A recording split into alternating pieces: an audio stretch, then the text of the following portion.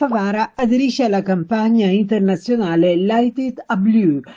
illuminando di blu il Palazzo di Città in occasione della Giornata mondiale della consapevolezza sull'autismo che si celebra oggi. L'iniziativa nasce su proposta della Commissione Pari Opportunità, la cui presidente è la dottoressa Etta Miliotto, in collaborazione con il Comune di Favara, con l'obiettivo di sensibilizzare la cittadinanza sul tema dell'autismo e promuovere una maggiore inclusione delle persone autistiche nella società.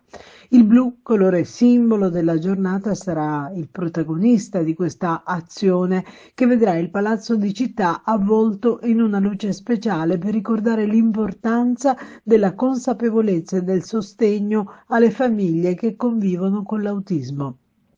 L'iniziativa si inserisce nel più ampio progetto internazionale Light It Up Blue, promosso dall'organizzazione Autism Speaks, che ogni anno porta all'illuminazione di monumenti e luoghi simbolici in tutto il mondo.